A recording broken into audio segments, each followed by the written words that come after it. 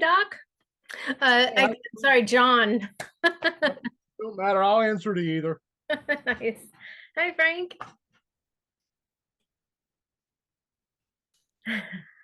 How are you doing, Frank? Oh, connecting to audio. Hi. Hi, can you hear me okay? We can, yeah.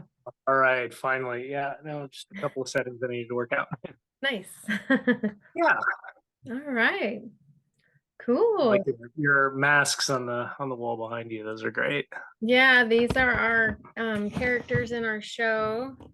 Uh-huh. A lot of them. So Yeah. Beelzebub. I don't know if you guys watch our show, but that's Beelzebub. Yeah. J-Bone. I mean, this kind of is like, there's J-Bone and there's Bad Juju's wig. Because I wear a wig now. I was destroying my hair, so I wear a wig now. Okay. That's supposed to be Edgar Allan Poe, but it looks like Charlie Chaplin.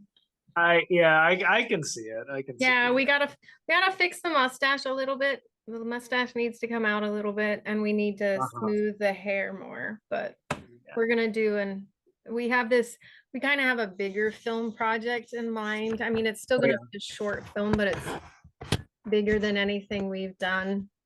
I wrote the script and it's gonna be awesome, but but it's like I'm gonna be Edgar Allan Poe though instead of Jason, so I got the mask.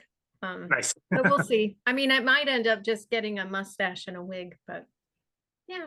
Then our little Alfred Hitchcock, we've done some movies with him. We have some creepy ones though. We have like that creepy baby up there. We haven't done anything with them yet. It is so creepy. Like I didn't want to put it on the wall. It's so creepy. Oh yeah. But and then Nosferatu, of course, we've done stuff with him. And we kept his name, like Alfred Hitchcock and Nosferatu, they get to keep their real name. But lovely mustache you have going on. Right. Thank you. I saw some pictures and I don't know if they were old pictures or maybe they're a picture of your kid. I don't know. And I was like, he shaved his mustache. But no. Yeah, no, it's been a while. It might have been my son, yeah. Oh, okay.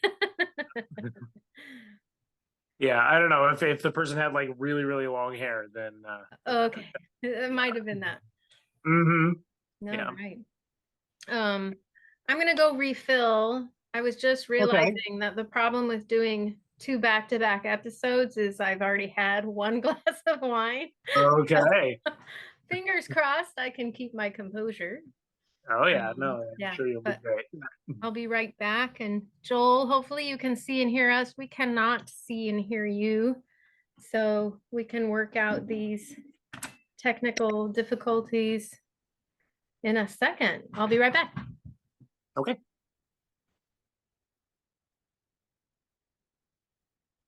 I saw some of your work on Amazon, Frank. It's fantastic stuff. Looks really cool. Oh, thank you. I appreciate it. So you said you saw it on Amazon or was it Etsy? Yeah. Well, no, wait a minute. Scratch that. I was on Amazon looking for something else. I saw it on X. I saw it on X. I guess it was like a steampunk coloring book type thing. Yeah. Gosh, I haven't been on X or Twitter for a while. Mainly been operating out of my own website and doing things at shows. But yeah, no, I had the coloring book, and I'll show this here in a little bit, where I was actually able to get my entire series together in a full color coffee table book, along with like rare sketches and artist notes and things like that. And and I'll talk about this a little bit more when officially introduced. But this I was able to get done with a grant from the Robert B. McMillan Foundation, which in and of itself was just a completely wild tale about how I ended up getting that grant. But yeah, no, that was really super fun that I was able to do that. And then that also was able to get a few connections for some things that I'll be having coming up this month and in September too. So awesome. Yeah, but thank you. I appreciate that. Yeah, that you like my work. Yeah, the whole thing started out, this whole project that I did started out as an idea for doing like a steampunk themed coloring book. Because I'm usually like really detail oriented with like, my photorealistic, shading and everything else. And so I wanted to do something that, that I could produce a little bit more quickly. And I was really good with like the line work. And so had this idea of doing just these kind of, somewhere between like steampunk and Victorian retrofuturist kind of images that, and like, back in like 2014, 2015, adult coloring books were like all the rage, but I think that I started like jumping on that bandwagon kind of late, but I was still producing them. And then at one point, kind of got an idea for just like a little sentence or a little caption to put underneath one of the images where it almost kind of became like an illustration for a story that doesn't exist, so it was kind of like color the image and make your own story. And then things just kind of evolved from there. And I got a lot of people at shows and stuff that would like look at my work and they go, "Oh, this is great, but do you have it available in color?" And so then that was kind of my cue to go back and then like color in the works. I color them digitally, even though the line work is done by hand. But yeah, you're answering all the questions I was going to ask. So that's okay. Cool. Well, hey, well, please answer. Please ask and answer those questions again later. Joel. Oh yeah. Joel he can see and hear us, but he can't participate.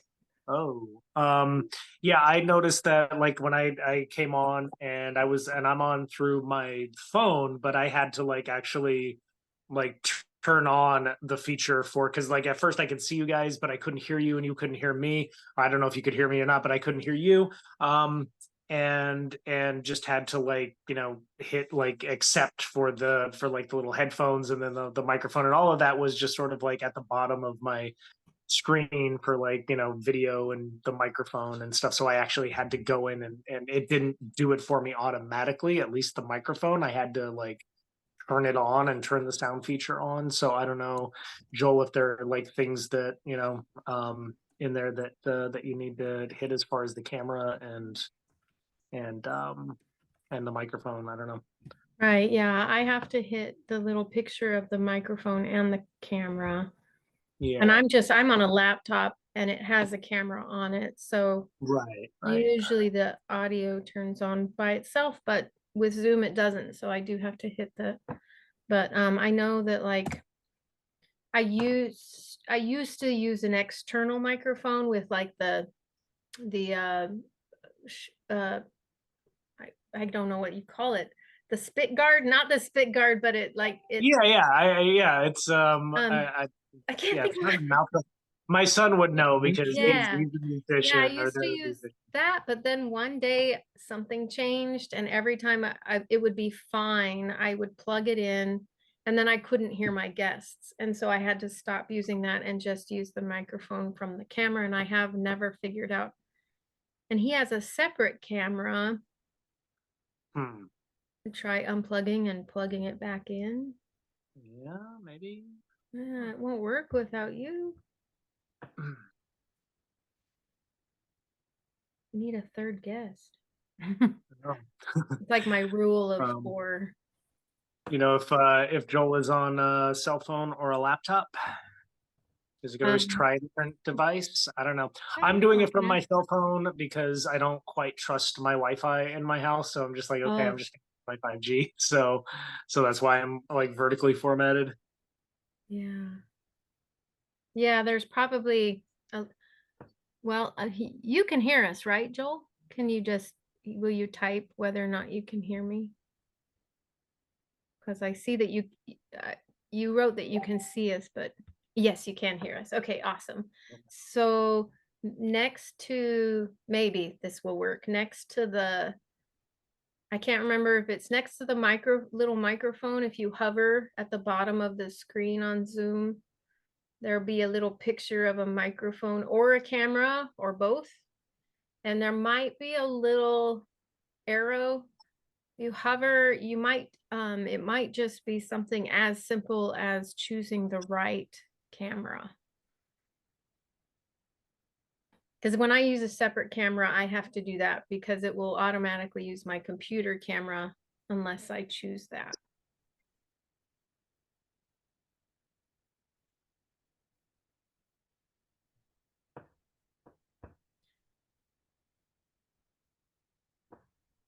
Yeah, sometimes I'll use a camera, but it's like wide angle, and my this the knot of the fireplace not turned on isn't very interesting. But it's also that's my bedroom, and our bedroom was a mess, so like everything's shoved over there. So I'm like, I'm not using the good camera. Yeah, no, I'm in the one non-messy corner in my house. That was the good thing about Zoom or about teaching online when I did that a couple of years ago, that I could just be barefoot, the rest of my house can be a mess, and I just find like one stable corner and I'm good. Yeah, that's the world of humans, right? I kind of feel like, well, maybe we should just all show our messes so we feel better about our own. But then it's like, I've actually interviewed people that didn't care, and they had like a laundry basket behind them. And I'm like, that's really aesthetically unpleasing. Right. Absolutely. It's a little bit of a, we call them visual distractors. Like, can you just throw a piece of cloth over that or something? Yeah. I see. So Joel sees all sorts of options, but none of them are working. Dang it. Oh gosh. Yeah. Ah. I don't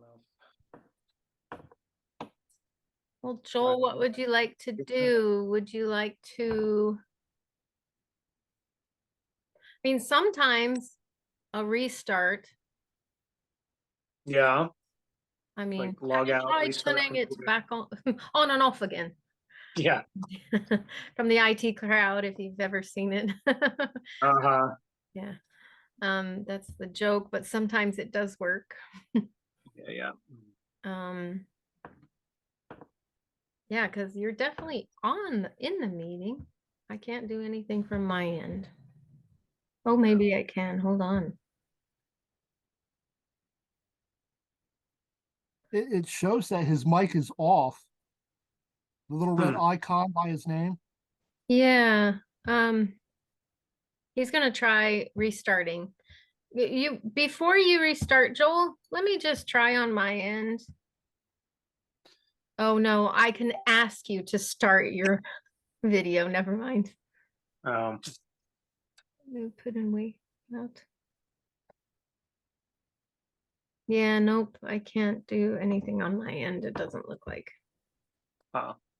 Okay. Yeah, sometimes when you start up Zoom, you have to like give permission for Zoom to be able to have access to your microphone and to your camera, and if you like skip or whatever, then it just doesn't let you. So I don't know if that had anything to do with it, but so there's like Yeah. like different permissions and that kind of thing. So I don't know if there's an ellipses anywhere that he can hit that'll say something like permissions or access or whatever to give Zoom access to mic and camera. I really don't know. Yeah. Okay. I think he's gonna try to restart.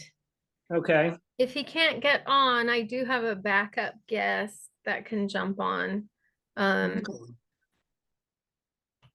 And if it's just the three of us, that's fine too. Okay. Yeah. So John, you look so different. And I'm not used to calling you John. I'm used to calling John Doc, because we're horror hosts, and so it's like Bad Juju and Doc, we look so different. Well, there you go. There it is. Whoa, what just happened? My universe just got turned upside down. It started all spazzy and yeah, the joke is that this is the makeup, not the purple mohawk and the I think Sally talked about that when we did our interview, about how she's jealous of people who just wear sunglasses and a hat. Yeah. Because, I throw on the lab coat, the hat, and the glasses. Yeah. 30 seconds, I'm ready. And Sally, like, she does her whole body. Yes, oh my gosh. If you see me looking down and around, my cat just came down into the studio. So. Oh, okay. Why? Yeah, I'll keep my eye on my messages. No. There's no room up on the table. Okay. He needs a passcode. That's weird. Say hi. Okay, let's see. Huh. Maybe it'll work this time. Oh, I can't. Okay, wait. I don't know if it's gonna let me open it. Oh, it will. Cool. You Like, may will have it to let start me all open over. it when I'm actually in the meeting? Do I have a password? Did you guys didn't have? Oh, there's one. No, I didn't need a password. I just hit the link. Yeah, usually that works, but for some reason, I have noticed that people that use the app Yeah, um because I'm definitely have on to the app. use. Yeah. I can't stand the app. It's so different. I'm like, why would you make the app so completely different than Then the actual the website? It just doesn't make sense to me. Yeah. But they do. Mm-hmm.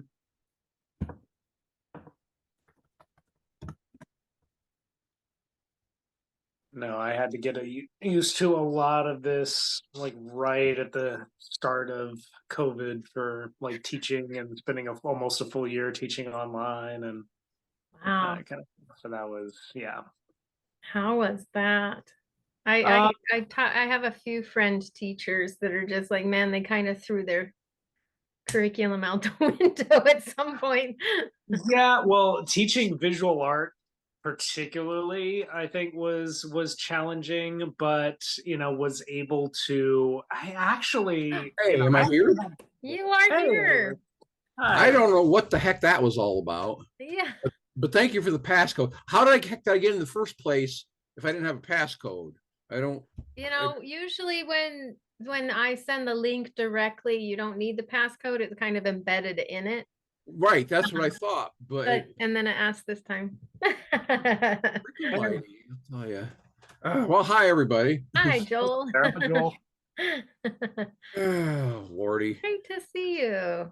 Well, you too. It's Yeah. like this is only the second time I've ever used Zoom. I generally use Skype, which seems a lot easier, or at least I haven't had trouble with it yet There anyways. you Yeah, go. but God. I'm like, I see everybody else. I see my spot up here, but I'm not in it. So I don't know. Yeah, Well, I think like if you want to change your view, that's like under more, I think. Oh no, view. Up in the upper right corner, it says view. You can oh choose yeah, how you want to see see it. everybody like Muppets, like the Muppet Yeah. Theater, no, that's fine. It just shows the speaker. I'm fine. Oh yeah, I have galleries, so I see us all evenly, Okay, and that's how it's try recorded. that. So Gallery. Okay, nice. I see. I'm to your left, and Okay. my left. I'm to your left shoulder. Okay. Okay, so I think it's different for everyone. Yeah, my setup is I'm probably only be- seeing who's making the most noise. So Yeah. That would usually be me, but yeah, it's like okay, awesome. oh, good. All right. So That seems like it was way more effort than it should have been. but we made it. Awesome. Hey, but I'm here. Well, at least the messenger worked. That kind of. Yeah. I was like, oh, I'm like, I should just send people my phone number so that they can text me in case they have computer problems. Because Oh, I don't text anyway. Oh, you don't? Okay. Texting is like I'd rather just talk to somebody. Yeah. I'm old anyway, so it's like texting like I found out on it was I think it was a previous cell phone. Oh, if I keep doing this, the right letter pops up. That seems really, really slow and inefficient somehow. Yeah. But maybe if you're used to it, I suppose it would. Remember the flip phone? Unlike the old like the old flip phones where I was like just gonna say you had to hit, I have a flip phone. Yeah. Oh, and okay. that's why So and you they're have coming- to push it numerous times to get the right And I letter. understand they're coming back. That's it. And I They see are? like so many millennials who can just like even on smartphone they just fly through it, Yeah. because that's how they were trained is to do like individual, so they're really fast at typing with their thumbs. But I started with the brick phones, and it's like I just want something that I can call someone on and will stop a bullet if it has to. Yeah, there you go.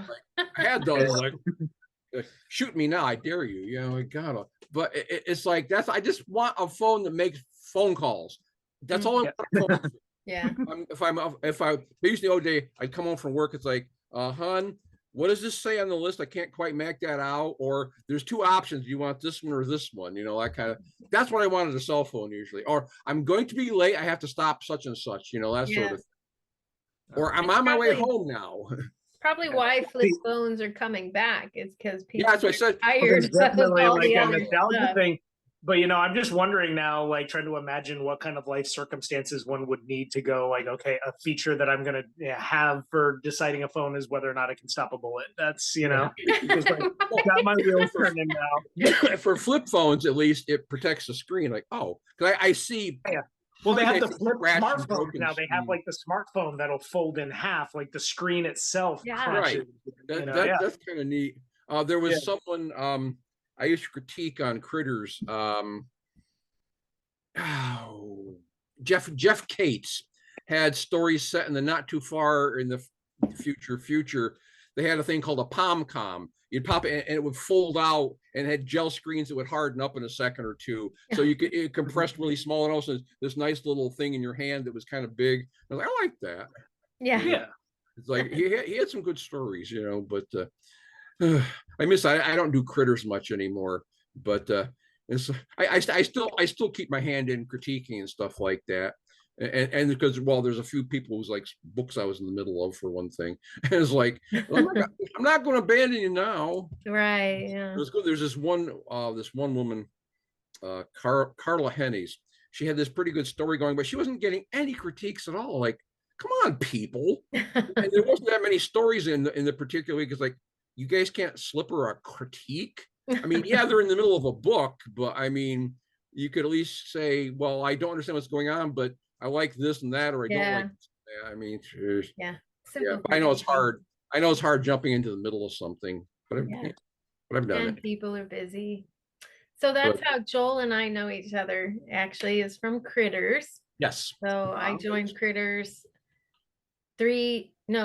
oh my gosh, what year is it? Probably longer ago than you think. Yeah, longer than I think. Yeah, I add 2 years think to I everything joined because what is Critters exactly? I'm curious. It's a critiquing website for writers. Oh, really?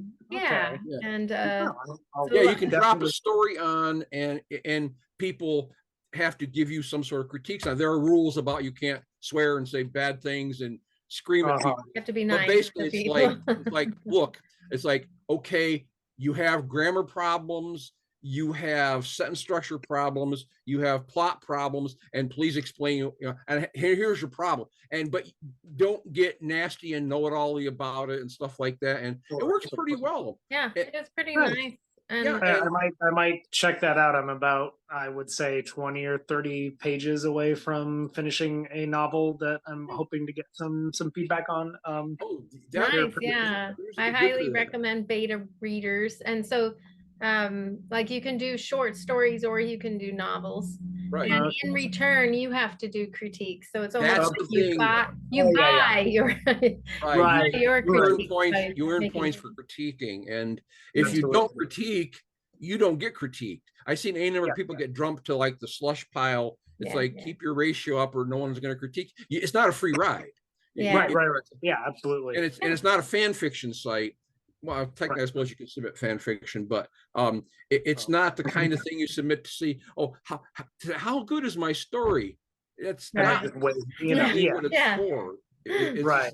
Absolutely. No, I totally understand that. Yeah, I started with short. It's like an online, like they used to have the writers' circles where people would meet in each other's or at the library. Or, you know. Yeah, in some ways it's better than a writer's circle, because even though you get more spontaneous feedback on a writer's circle, you don't have people getting each other's face over this or that, and you tend to not have too many personal grudges, I don't think, because if there's personal grudges, they probably won't critique your story. So that kind of thing. Or critique it fairly, or Mm-hmm. So then I know Frank from cons, like we were at the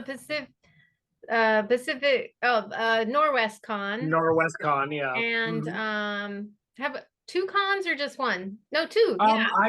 I've seen you more than one. I Yeah. don't know if because definitely NorwestCon. Were you ever at like any of the BritCon or the AngloCon? Yes, BritCon. That was the other There's one. BritCon. Yeah, I don't know if you were probably at I want to say 2021 Crypticon. I don't know if you were No. there or not. That was the No, one we time haven't done Crypticon yet, but that Oh, is our really? next. It was the one year I was like, after years of trying, because their wait list I was actually able, it was like a last minute phone call, like, hey, we need Oh, somebody. And I got into Crypticon and then I totally messed up and didn't get my application for the next year oh. in time. And then I was shut out Yeah. again. And I'm like, oh, you know, Yeah, because we're dragging our feet so much. It's like all we have is the show. We have no merchandise. We don't have anything, you know, and so I've backed off on my books because of some issues, and so yeah, just kind of stepped back from, but Simon Pegg is going to be at Rose Comic Con. Oh, wow, yeah. So I'm like, and that's in September, and I was like, oh, there's no way I can prepare for Rose September. City always happens like right as I'm starting the school year, because it's like in that Labor Day weekend, and so I'm just trying to kick off the school year, and so it's like and like Emerald City's really fun. I mean, I sold a ton of books there, but they change the month every year, and it's like, why don't you just stick to the same month? Come on, you guys. You know, I'm or gonna try and cons, apply. they change the month. They're not paying attention to what other cons are. Or sometimes it'll be going. twice a year. Sometimes it's once a year. Yeah, they've been really good. And I've tried several times to get in on their artist alley. I've always been like waitlisted, and you know, and I've heard that like a lot of their selection is based on how many Instagram followers you have, and I don't have that many, so it's like Oh yeah. Oh, I have none. You have none. I don't actually do Instagram. Yeah. All I've got, I mean, Facebook. All I've got is a blog and a a blog and a podcast. There we go. There you go. Somewhat infrequent, but it's just like, and a book. Yeah. And then this person up here, and well, he's in my upper left corner, but he might be somewhere else on your guys' screen. His little name says Doc. So this is John Murray. He is Doc Dread, the horror host and movie I like the name. reviewer. Thank you.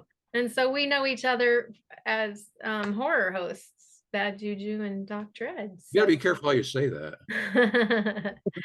Which one? Horror. Yeah, not horror hosts. Yeah. Horror hosts. I might get you more viewers though.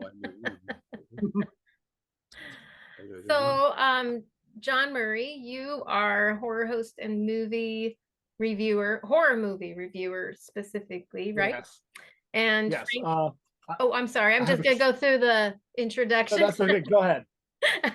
Frank Casey, you are an illustrator of, I would call it like weird sci-fi, steampunky. Yes, you can call it all of that. Yeah, a lot of retro futurist from various eras, and yeah. So I've done a few like professional book cover illustrations and things like that, but mostly the original work that I sell at cons, I sell online. We're able to make the book. We can talk about that. But, And Joel, you are a fantasy writer.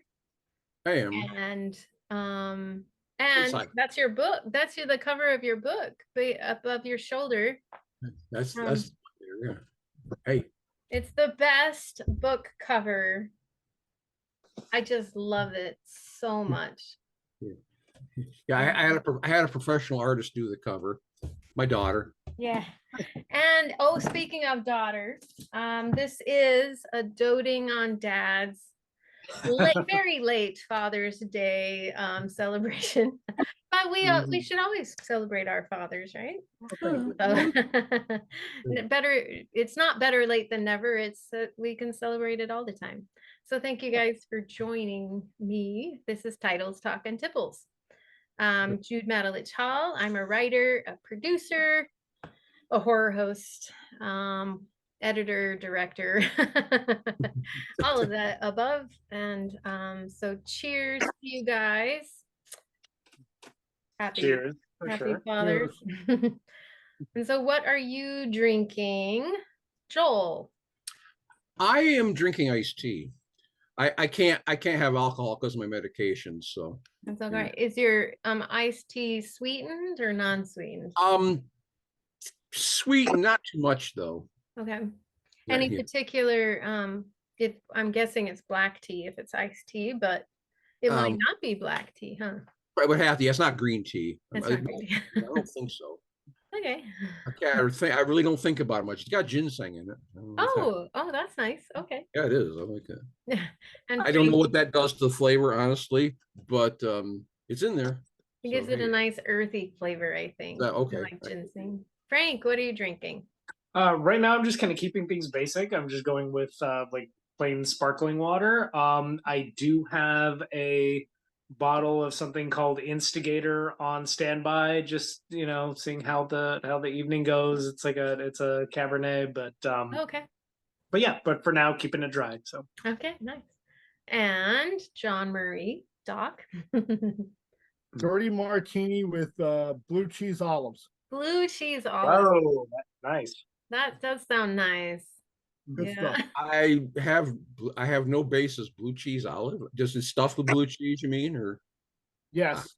Okay. Yeah. Wow. Yeah. I'm gonna have to try that sometime. Oh yeah. Do you do vermouth or no? No, it's just cheap vodka. Cheap vodka. a little bit of the brine from the olive jar. Nice. Just to add the dirty to it, Yeah. and then a couple of olives. Nice. Shaken, stirred. It's stirred. It's stirred. Okay. Nothing fancy. Just quick. Nice. That's great to have you guys here. This is gonna have 3 sections. I will time it just because it's so easy to get off track. Oh yeah. And let's see if I can find it. My timer. There's going to be the sound of a bell. And so the first section, it's 3 bells. I forgot. Wow. So just to keep in mind that when there's sounds or people talking at the same time, someone will get cut off. So it's, I mean, even if you're hearing everybody, it doesn't work that way. So, and same with the bell, is it will like overshadow all of us. So I'll pause if that happens again. But there are just a couple things rules that we have to follow because our show is now on public access TV in Portland, where Frank is, right? Frank, you're in Portland, right? No, I'm actually in Tacoma, Washington. That's where I am. Oh, I'm sorry. Oh, okay. I thought you were. Okay, yeah. You are in the Pacific Northwest, though. So yes, we're the absolutely. same time zone. That rarely ever happens. Right. But so we are on Open Signal in Portland, Oregon now, which woohoo!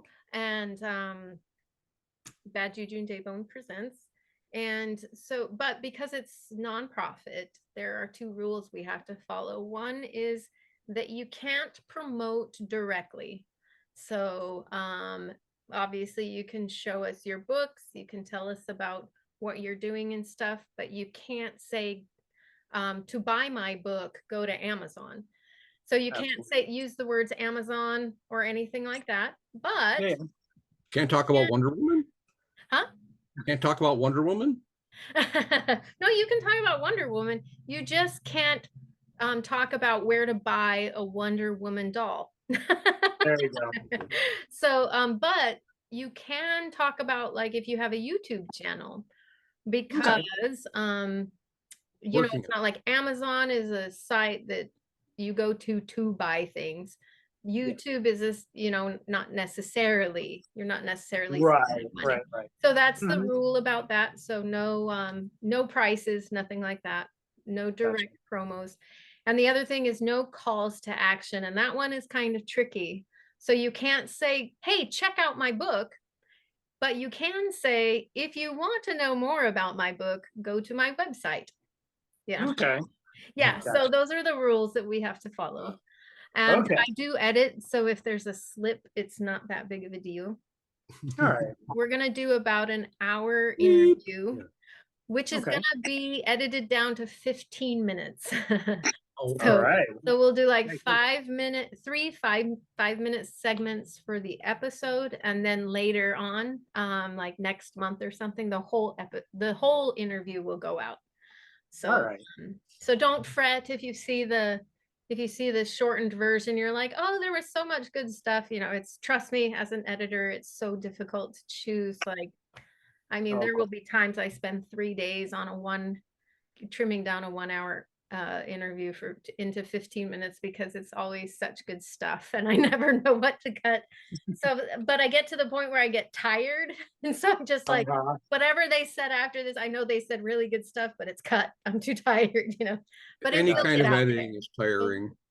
Yeah, the full interview will get out there, and so you'll have a chance to talk about what you've done, what you're going to do. You're going to get a chance to talk about being a dad as a creative, and we'll have some questions and just have some fun with it.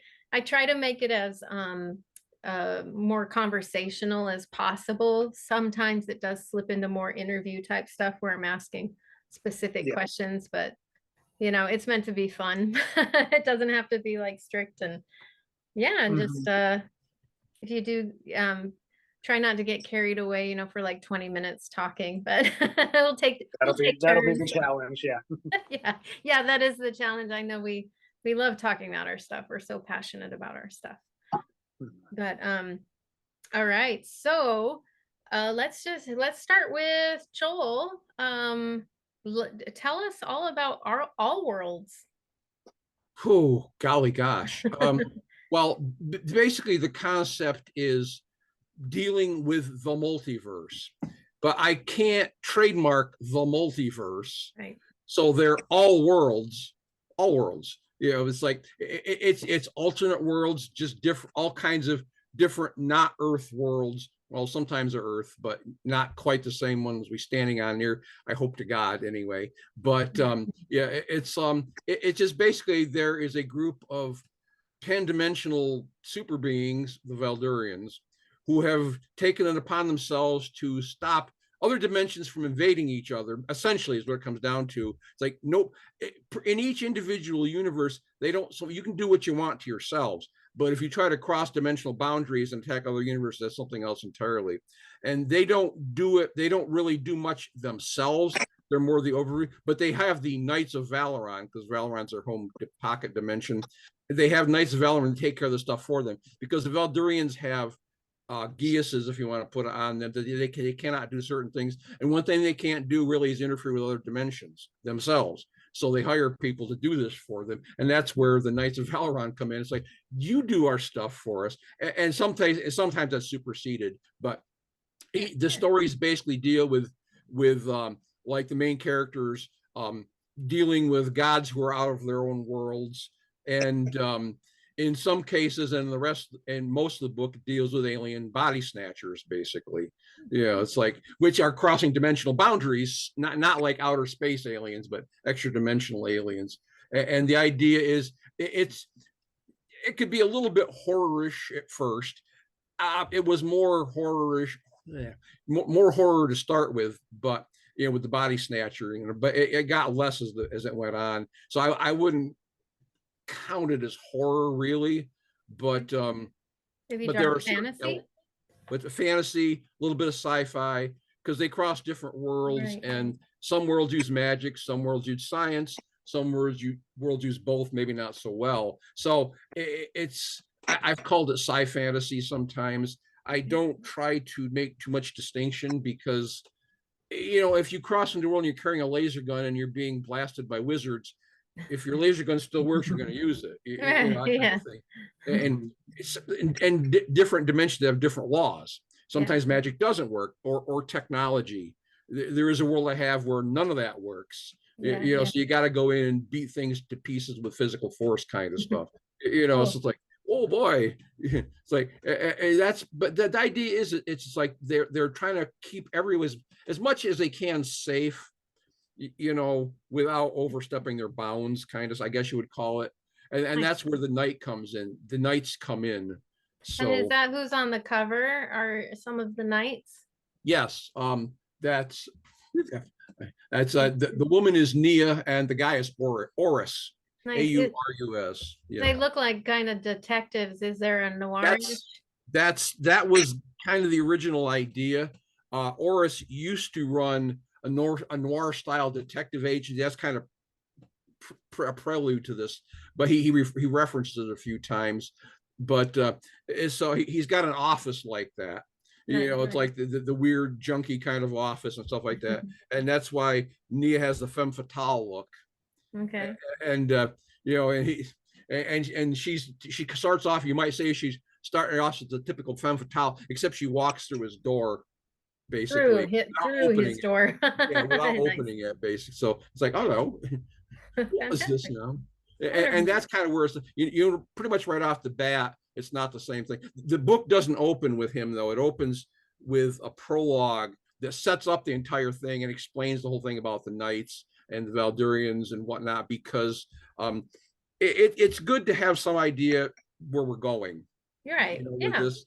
And it gave me a chance to throw in a few more references to silly things and stuff like that. I tend to be a little bit referential with things, tons of it, but some of it would just go right over my head, even, because it's like, I saw something like, what did I mean? But okay, I totally forgot what I meant by that. And I saw it's like doing, but yeah.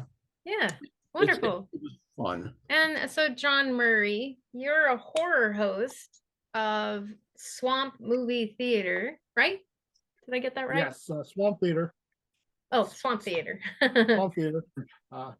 Yeah, I have the horror host of Swamp Theater, which is maybe tri-monthly. I don't get many of them out, but I have. Oh gosh, yeah, I know.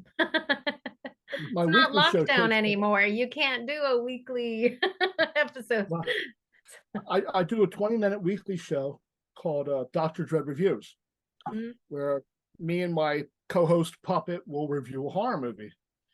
And I like to pick independent films that people aren't real familiar with because, well, number one, they're more creative and they're not bogged down by the ideas of a studio and what a movie should be.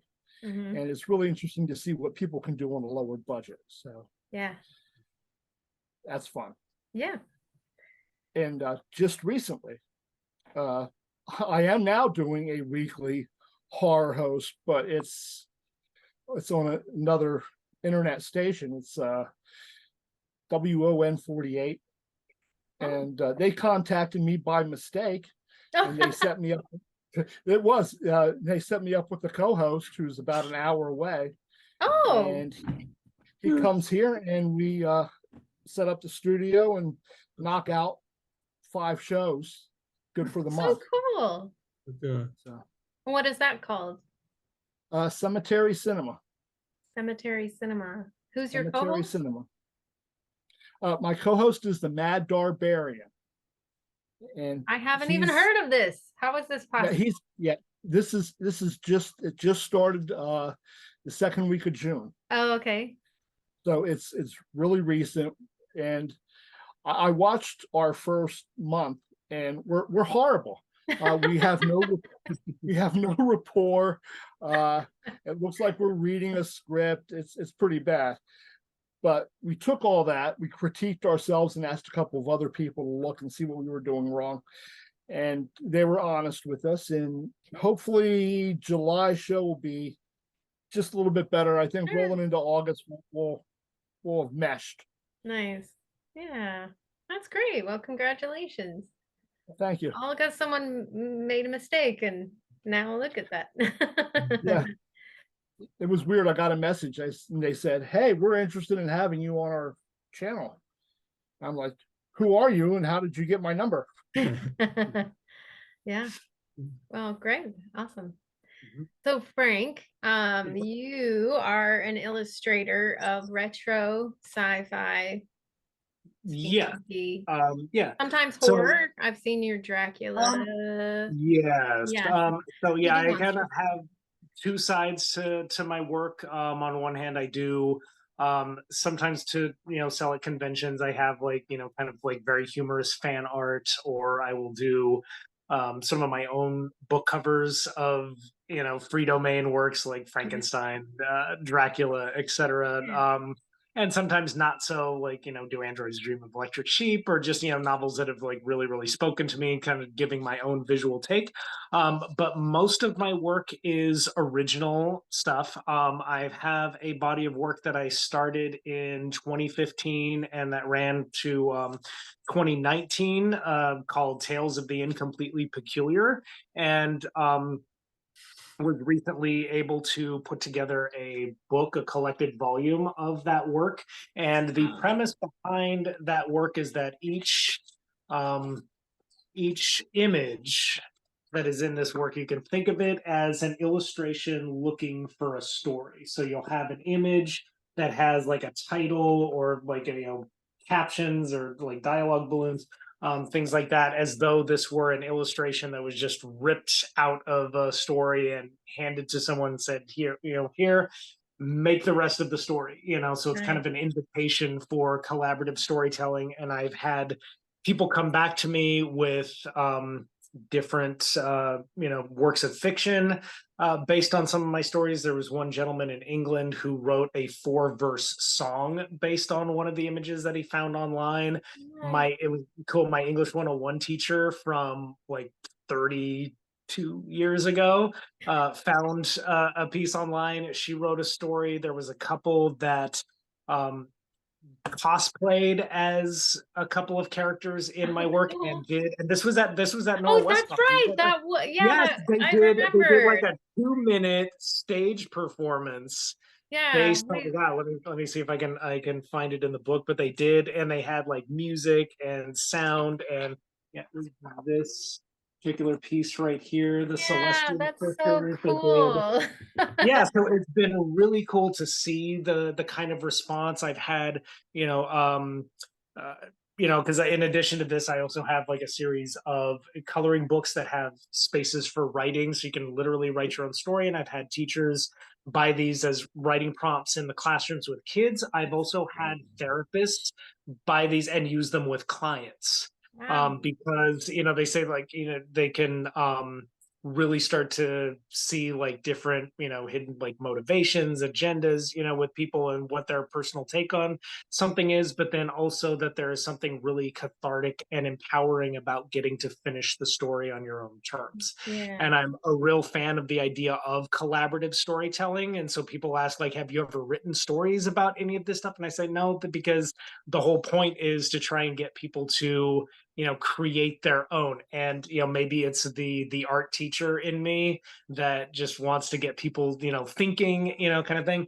And I was able to put the book together with a grant that I received back in 2021 from the Robert B. McMillan Foundation. It was an arts grant that, it usually goes for like doing like gallery work, installation art, kind of thing. But because my work was just so incredibly different, that I was given a grant to promote my work, and the book kind of came from that, and was able to do a lot more shows, make some connections, just right here in the near future coming up. In fact, day after tomorrow, I'll be making a very long trek up to Vancouver, BC, to bring some of my artwork. We'll be showing in the Cityscape community art space up there. It's a show that I'm putting together with 3 other artists from around the world, and it is called Nostalgia for the Future: The Whimsy and Optimism of Retrofuturist Art. And so the whole theme is just based on that idea of retrofuturism as an art style. And on July 20th, I'll be going back up to that gallery. The show will run from July 4th to like around middle of August 18th or so. And on July 20th, I'll be going up there to do a joint lecture called Yesterday's Tomorrow: The Art of Retrofuturism. And so that will be super exciting. I'll be doing a Mac Foundation speaker series in September. That'll be a format kind of like this with online interviews with myself and one other artist who are both kind of misfits within that art grant kind of world. So I've got this going. And some of the newer projects that I'm working on, I've started kind of another series in a similar vein where, it is the illustration, but almost like you get a little bit more narrative. And I'm calling this postcard mystery theater. So you get just as much of a story as would fit literally on the back of a postcard. So on one side you would have the image, and then on the other side you would have the text. So that is something that I've been slowly working on. I heard the bell is tolling. We must heed the tolling of the bell. Absolutely. Well, and take a break, and we will be right back after this. And we are back with Joel Roosa, Frank Casey, and John Murray. I did want to share, this is a piece of, can you? Yes. Can you see it? Is it too There's a little bit of glare, but I can see it. Yeah, this is one of Frank's pieces that we purchased at one of the cons. It's very cool, like a sky pirate type setting. Yeah, it's one of my favorites. There are actually a lot of hidden Star Trek references in. I don't know if you can spot them all, but it's kind of fun to kind of see like where some of the different another things referential person here. Yeah. Mm-hmm. I think it's so hard not to be influenced, I mean, there are no more Edgar Allan Poes that are creating genres, it's well, even Edgar Allan Poe, I have a friend who recently said, actually in one of my first conversations with them, that all fiction is fan fiction. And I tend to agree with that. Edgar Allan Poe fan fiction. Everything comes from something before, even if it is inventing a new genre. We were talking before about science fiction versus fantasy, whatever, and those terms before were it was called speculative fiction before it was called science fiction. I think that's a much better way of thinking about it, of just kind of that whole what if, and there's much more of an appeal to imagination, because honestly science is the biggest killjoy of science fiction, in my opinion, because you get people who like Neil deGrasse Tyson who know, oh no, Star Wars would never really happen. Right. We know. Right. Just enjoy it. Come on, Rock fiction. That's why I like that Star Trek did a musical, because it's it's just storytelling, folks. Just have fun. Not to be taken seriously. Let's have some fun. Mm-hmm. So now we're going to shift into the part 2, which is being a father and a creative. So this portion you can share like anything about your kids that you'd like to share, and how they if and how they influenced you as a creative. And so how about you, Doc John Murray? John Murray is not a real doctor, so don't ask him any medical questions. Thank you. My lawyer advises. You would not want this guy taking out your appendix. I'm a father of 2 girls, and now I'm a grandfather of 4, of 2 boys and 2 girls. And I'm a much better grandfather than I was a father. I have a lot more free time now than I did then. But I started out as a home haunter. I would decorate our yard for Halloween, and we would have up to 300 people come through our backyard on Halloween night, and there would be different scenes. And my daughters always participated in that up until the time they went off to college. And that was something really fun that we enjoyed together. It was very creative. The horror hosting, they were all grown by this point. And my one daughter's a doctor of chemistry. She is very scientific. That's just the way her brain works. And she doesn't understand any of this horror hosting stuff or how I get any enjoyment out of it. And then my other daughter is an English teacher. She started as an English teacher. She's now special ed. But she enjoys some of the creativity in her teaching. She'll add different elements that let the kids use their imagination rather than just stick to. And as an art teacher, I'm sure that you're aware of how that works. If you're a teacher and if the kids aren't interested or engaged in what you lose them. Yeah. You lose them. So I tried to give my kids things that I wanted when I was a kid, but I didn't have. They were both involved in band and Girl Scouts and camping. So Yeah. I miss them being little, but now I'm spoiling my grandkids. So. Sure. Are your grandkids involved with the show at all? My oldest grandson has been on the show as a young me, getting a disappointing Christmas gift. So that was fun. And he also operated the fog machine back a couple of years ago, where he was here one day and I told him, just hit that green button. And he operated the fog machine. But other than that, they really haven't been on the show or around the show too much. Yeah. How old are you? They don't like scary movies. They don't like scary movies. Oh, yeah. I don't get it. And so, Joel, how about you? Your kids, your grandkids? 2 kids, no grandkids. Okay. I have a son. My son and daughter is younger. They're both in their 30s now. But it's like it's been interesting. My son is autistic and epileptic, so that made the early years particularly intriguing, especially on my wife, who had to deal with that sort of thing when I was at work.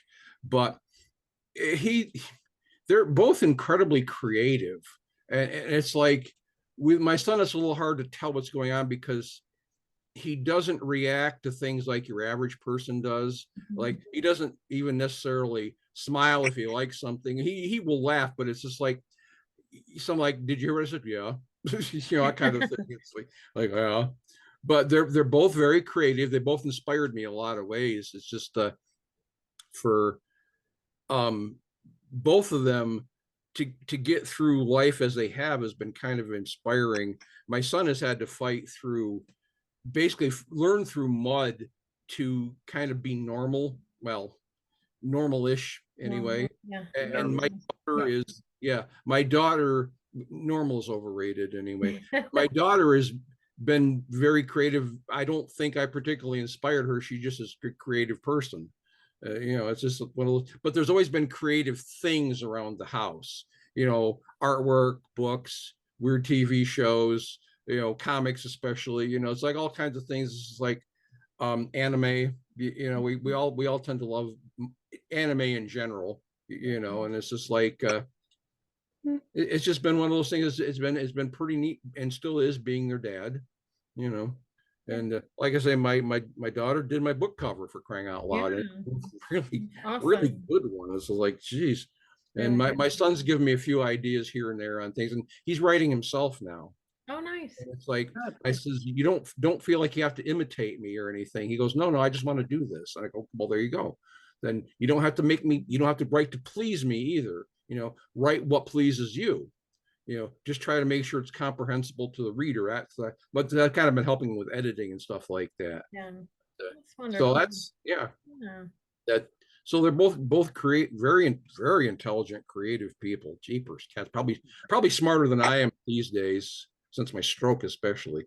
It's like I don't quite have it going on like I used to, but I get by. So. Yeah. Well, you get by. How many? I know you have one book published, but how many books have you written? Well, I've written 4 so far. Well, 5 technically. One was with a partner. The one, yes, published, and the other 3 are in the pipe. And it's just hard to get into them, to start finishing them up with doing everything else now. So basically I've got 5 books there.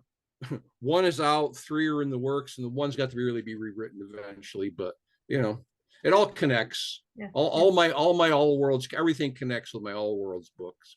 So Wonderful. Yeah. Yeah. Cool. And Frank, how about you? Being a dad, being a creative? Yeah. So first, Joel, I had heard somewhere someone had said that normal is just the collective consensus of the average. So yes, definitely normal is overrated. Yeah. So I am a dad of both usual and less than usual circumstances. My wife and I, who have been married for almost 27 years now, we have our oldest, Gabriel, who just finished up their sophomore year at Pacific Lutheran University for music composition. They're very big into music and have always been very creative themselves, and we've always done like really collaborative creative projects together. I'm kind of that typical like geek dad that let's make stories together, and also my son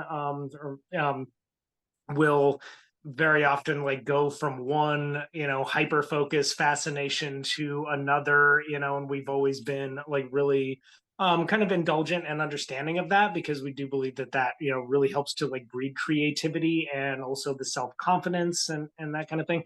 But then they've always had violin as part of their life, as like this is the one thing that you are going to stick with. You can have other interests that can come and go, but you're going to stick with this one thing. And that was mainly my wife who stuck with that. But they are again a very creative person, and have helped me a lot as far as keeping up with the storytelling. And then we would do things where they would start telling a story and then hand it off to me, and I would pick up on it and continue it and hand it back to them. There's a lot of that. And then I also have a daughter who is 4 years old. Her name is Willow. And she was the result of helping out a couple of friends of mine, a lesbian couple, to start a family. But it is fully acknowledged she is my son's half sister. She calls me dad. I'm also technically her godfather. And like just last weekend, she stayed the night over at our house, and I introduced her to Godzilla.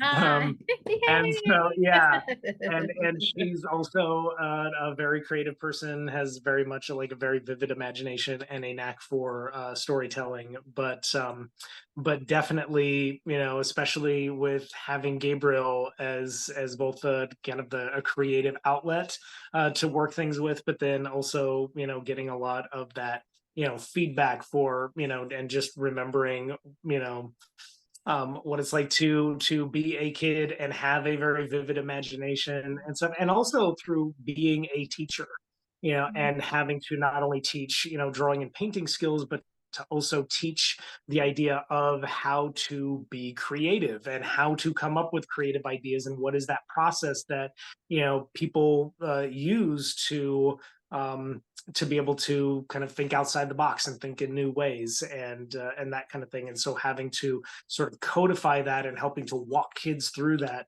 as far as having them come up with creative ideas, because creativity is something that is innate in so many people, but over the years, as we become adults, like so much of that sort of gets pruned a little bit. And so learning how to regain some of that creativity and having the courage to think creatively of like, no, this is not something that I've really thought of before. Could it work? Just go with it, kind of thing. So there's that element of it as well, that I have 200 new kids a year that I have to work with on one level or another to get them to like, yes, you are an artist, yes, you are creative, let's work on developing that. Yeah. What grades do you teach? I teach high school, so I teach teenagers, which is definitely a mixed bag of definitely a spectrum of wide range of maturity, of skill level with art, of comfortability thinking creatively. I see a lot of that, of people just not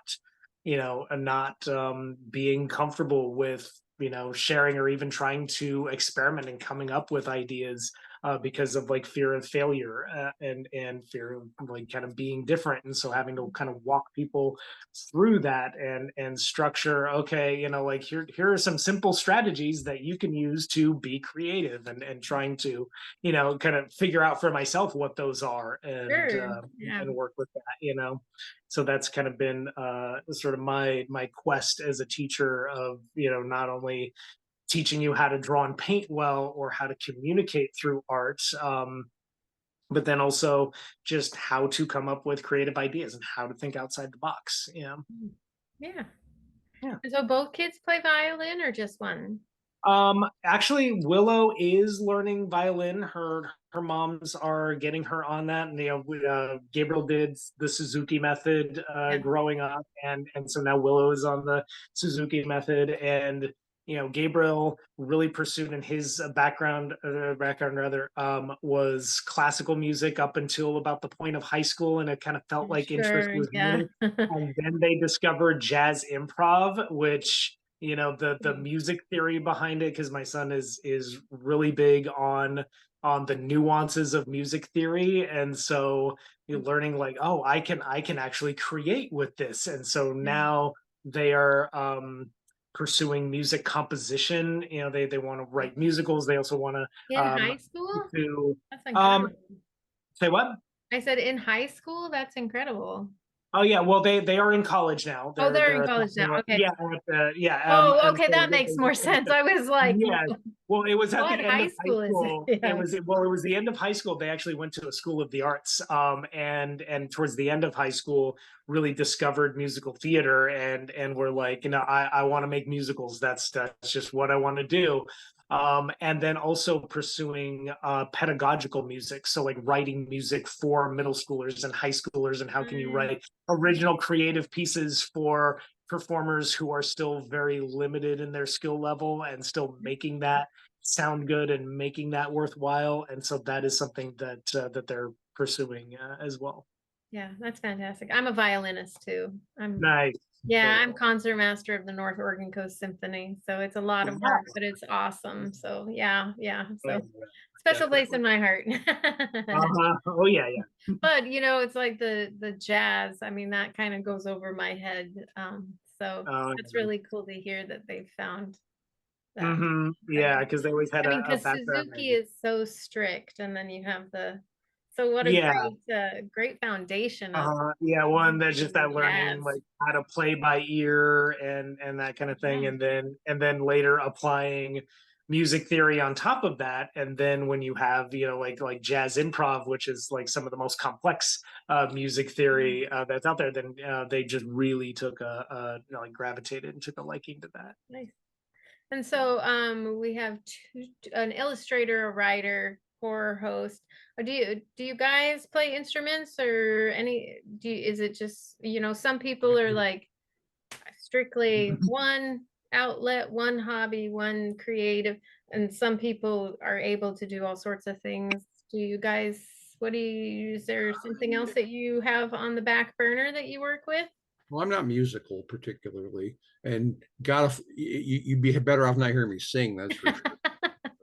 I love music, but yeah, it's just like, as far as creating it, yeah, no, the world can live without that, I think. Well, you know, it's like writers need readers, musicians need listeners, you know, so there's room for all. You never know. I suppose that's true. Yeah. Doc, or I'm sorry, John. That's okay. Yeah, I spent my high school years buried in my sketchbook, and did cartooning, and that was my escape from all the high school drama, childish BS that everybody has put up with from the time they hit middle school until they graduate. So yeah, I sketch, and I still sketch, and I'm very keep it spooky. Proud to say scary. Keep it scary. That I was a runner-up for a Rondo Award for fan art. That's from Dracula versus Frankenstein, that great 70s classic. Nice. And there's a Frankenstein. Very cool. But yeah, what I do is I'll sit down in the morning with a cup of coffee and I'll knock out 2 or 3 sketches, and then I'll give them to people who are Facebook friends or, you know, I hear that bell. Yeah, it's okay. You can finish. I give my art away, and Oh, you know, nice. it gives me joy to give it to other people. Oh, wonderful. That's lovely. And so, Frank, you're not just an illustrator, you are actually writing a novel. Working on one. Yeah, like I said, I'm about 30 pages away from finishing it. Of course, you know, it'll be heavily illustrated in its final form because that's, you know, what I tend to gravitate towards. But yeah, it's the name of the book is The Strange Adventures of Minnie Bright, and so it's told very much in that kind of retro pulp, you know, sci-fi space adventure, but also kind of techno gangster noir, but also Lovecraftian horror, small town murder mystery. It's just got so much stuff happening in it. It's sort of like an ADD of different genres and things. But it's you know, but I'm really enjoying working on it, and yeah, as when it's done, I'll be looking for like beta readers and things like that. But yeah, I've just been kind of like feverishly in the last couple of months working on finishing it up. It'll probably be about 90,000 words by the time it's done, so it's a very fast-paced story, and hoping this summer, between the Vancouver show and getting ready for like so many other things, plus the start of the school year, that I will find some time in there to, you know, finally wrap that up and get to the, you know, second, third draft stages of that. Nice. Yeah. Yeah. Mm-hmm. Yeah. The number one rule about being a writer is no one reads your first draft. Yeah. Yeah.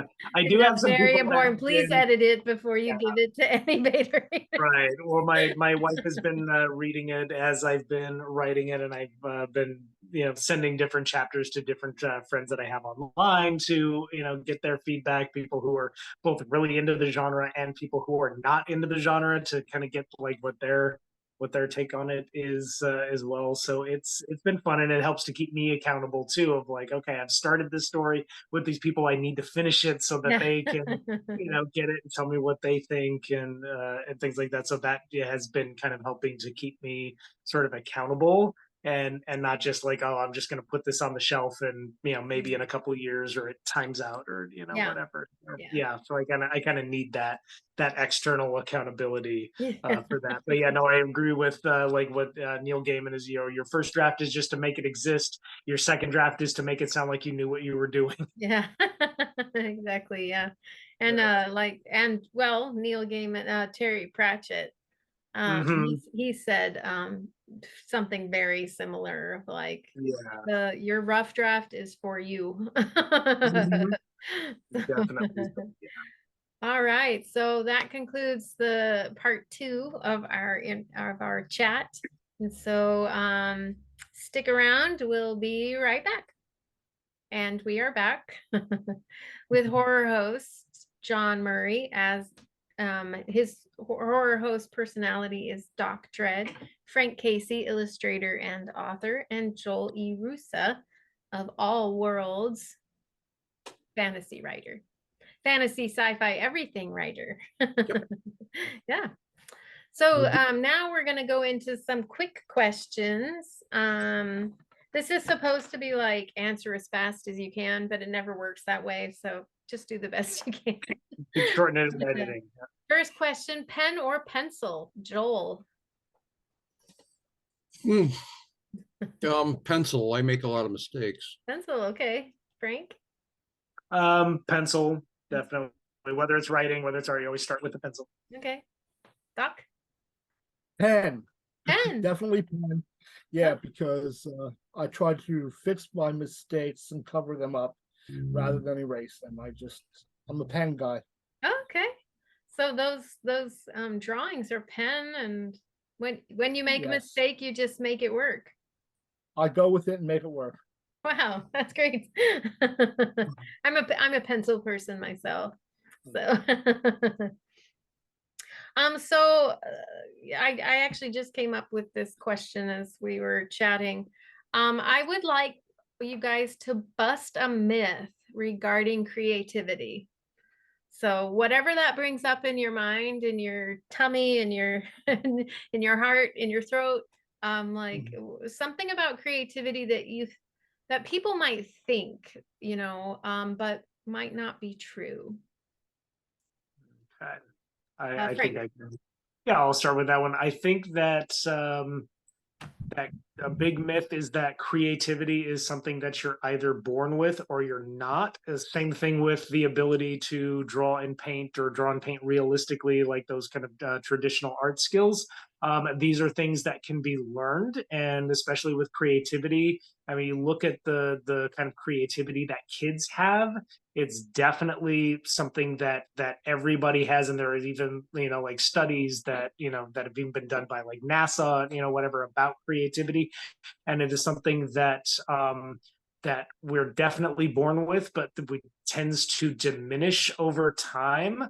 And part of that could just be like neurosynaptic pruning. Part of that could be, anytime that an adult tells you, oh, no, that's not what this is for. That's what that's for. That's not the right answer. This is the right answer, kind of thing. This is the way you do things, that just sort of chips away at creativity. And but it is something that can be relearned. It can be remastered. You can reactivate those parts of your brain. And just like any other skill, it's something that can be attained. So if somebody thinks that they're not creative, it really, I think that's the biggest myth, is that certain people just can't be creative. Yeah.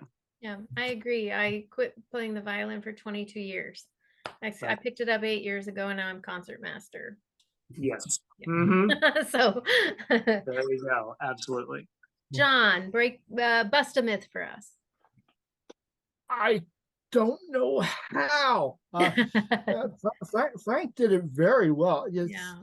It's something to be unlearned. We all had this as children, whether it's playing with G.I. Joes or Barbies or whatever. You have that super imagination where you're making up stories and different scenarios, and you're talking about aliens or monsters, or daddy's coming home from work and there's Barbie. Yeah. And for whatever reason, society just shuns that eventually. They dampen it, and a few of us, the lucky ones, never have put that away. Mm-hmm. And it adds so much joy to what we're doing. I just wish more people would think that way. Yeah. Nice. How about you, Joel? Well, there is one thing I've seen a lot of. You don't have to go like, hey, where's my muse? I'm on a schedule here. You don't have to wait for creativity to strike. If you're on a schedule, if you just write stuff, and eventually you'll get to the creative stuff. It's like, oh, once you start going, the creative stuff comes. You just can't say, I've got to wait until I'm inspired or it'll be crap. Well, maybe it'll be crap, but you'll be writing something, and eventually you'll write something that isn't crap. Then you can cut out the stuff you don't like, but you've got to start working on it. This waiting for creativity and inspiration to strike is a bad thing. You can't work like that. You got to say, well, I'll make you come here. See, I'm writing now. If you want to jump here and help, lasso that muse. Yeah, exactly. Yeah. Hey, look, I'm on a schedule. Yeah, exactly. That's very much what I tell my students, is that the worst way to come up with ideas is to just sit and think about it, because you're just going to recycle that same bad idea over and over again. Think that you're brainstorming. And I tell them, you have to get those bad ideas out of your head and on paper, then you can crumple them, throw them away, but you need to clear out that mental clutter. And so I tell them, like, if your pencil is moving, your brain is moving. If your pencil's not moving, chances are your brain's not moving either. You have to do, in order, because people think like, oh, I have to have the idea and then I put it on paper. And it's like, no, you just start putting things on paper, and that's how you create those good ideas. Yeah, that's what I was saying. Exactly. It can work both ways, can work, but you can't depend on waiting for creativity to strike. Right. There it is over there, Yeah. Yeah. Ray Bradbury, he said he wrote one short story a week. So 52, he was like, and I mean, I'd love to do that. I actually tried to do this once, but he was like, write 52 stories a year. One of them is gonna be good. I mean, it's like, and that might be paraphrasing, but it might be. It sounds familiar, yeah. Yeah. And then Neil Gaiman, he has talked about how, times that his creativity was really flowing and times that he was really struggling and kind of having to push through. When he looks back, he can't tell the difference in his stories when it was hard and when it was easy. It's there you go. So it's like you just have to keep doing it. Yeah. And it's never too late to start again. Like with me and my music, like I never thought. And when I first picked up the violin after dropping it for 22 years, writing too, it's about the same. They were kind of parallel. I kind of thought they were both gone, and then I started one up, and then the other came in, and it was like you can also pick it up again, even if you've dropped it. It takes a little more practice to get back up to speed, but it's never too late to start again. And there's no set formula that kind of works for everybody. So knowing what works best for you, is the Clive Barker, the writer, creator of Hellraiser. He got amazing ideas when he was brushing his teeth. That was when he was at his most creative. I find that, a lot of times just moving my body, like going for a walk, sometimes I'll just have my phone on like the voice record, speech to text, and I'll just like start talking through my ideas if I'm getting stuck. And I'll just start thinking out loud as I'm walking and as I'm moving. And that really, kind of helps. So that's that equivalent of your hand is moving, of physical movement very much is tied to creativity with me. So, yeah. I believe also bouncing off of other people. If you're surrounded by people who are weird and you start bouncing your ideas back and forth, you come up with some amazing imaginative scripts and ideas for the show or for art or for writing. Just absolutely surround yourself with creatives. Yeah. Oh yeah. And Doc, you as a horror host, even though you're not per se a writer, you're still coming up with scripts and all that stuff, still writing. Actually, this week I'm a published writer. Oh, you are? Fantastic. I wrote a short story in an Ed Wood anthology book. What? I didn't know this about you. It's based on the character of Lobo from Bride of the Monster. How cool is that? Oh, I'm so surprised. It's a very nice surprise. I guess I didn't put two and two together that you're also a writer. So there you go. I didn't know I was a writer until the man who got the collaboration together asked me if I would be interested in submitting a short story. Oh, how fun. Congratulations. Yeah. Well, you'll have to tell us how we can check that out. At the end. We'll do that. Yes, I'll let you know that. Okay. So how about we're running out of time, but Bad Juju and J-Bone have a question for you guys. So what's your favorite monster? I know there are a lot out there and your reach is limitless. Classic. Alien. Yep. I saw that in the theaters when it first came out. Always liked that. Just the way it was done. Maybe not the monster itself so much, but how the movie was done around it, I think maybe. Yeah, it worked out really. I think they probably ruined it since then. I haven't seen any of the other things with Alien in it, but yeah, but I Alien. Yeah. Nice. I think I would have to go with the Mad Doctors. Sorry. I'm sorry. It's okay. Go ahead, Doc. I would have to go with Mad Scientist. Nice. Science Gone Wrong. Those are my favorites. That's from my childhood watching Shock Theater. Yeah. Cool. Any specific actor come to mind? Bela Lugosi and Boris Karloff. Nice. Those guys were the kings. Yeah. All right, Frank, go ahead. I'm gonna say just from a very cerebral level, probably Frankenstein. because just that idea of, you know, like trying to make your way in the world, but being grossly misunderstood, you know, whether or not, you know, Frankenstein's monster was a monster or not, really just a matter of perception, that, you know, nobody tries necessarily to be a monster, but then, you know, can be driven to rage through ostracization, you know, things like that. So that is, you know, kind of that tortured soul element is something that I appreciate about that character. Yeah. Yeah. That's nice.